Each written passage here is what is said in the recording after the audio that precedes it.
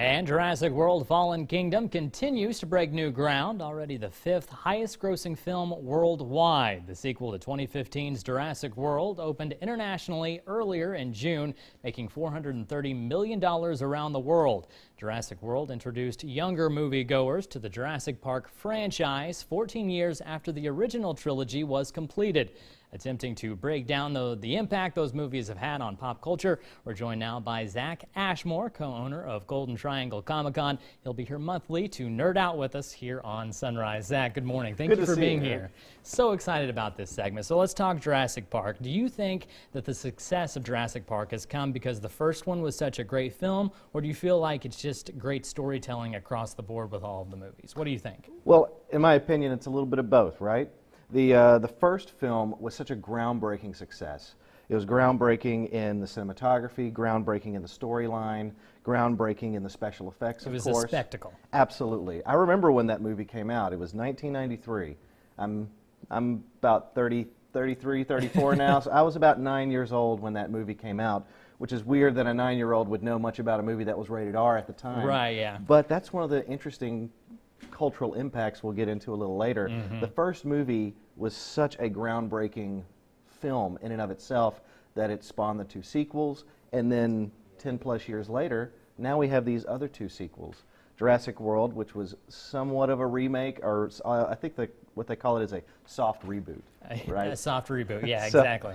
And there's one thing I thought that they did really well with Jurassic World was waiting that amount of time to sort of bring it back, because you were able still to appeal to those adult audiences that were familiar with the originals, but at the same time you're bringing in a new generation of Jurassic Park fans. Absolutely. So going with the cultural impact of it, if I recall correctly, because I did a little research before this segment, is that Jurassic Park sort of ushered in this new wave of interest in dinosaurs in general.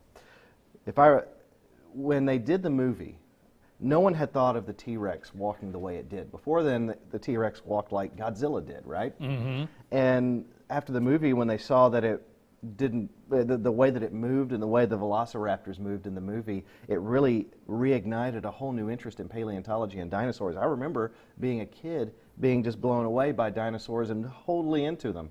There was a whole wave of cartoon shows and comics and documentaries on the Discovery Channel on dinosaurs, and a lot of that goes straight onto what Jurassic Park did. I agree with that completely. It's kind of like how Indiana Jones, I think, sparked a lot of interest with archaeology, and Alex and I have talked before about the movie Twister inspiring a lot of people to be interested in meteorology, so it would make sense that Jurassic Park would sort of fall along those lines. But it started a number of different fan clubs, books, so much has originated or been developed from the original Jurassic Park movie. That is absolutely right. You know, it's not just movies. Jurassic Park is a culture in and of itself.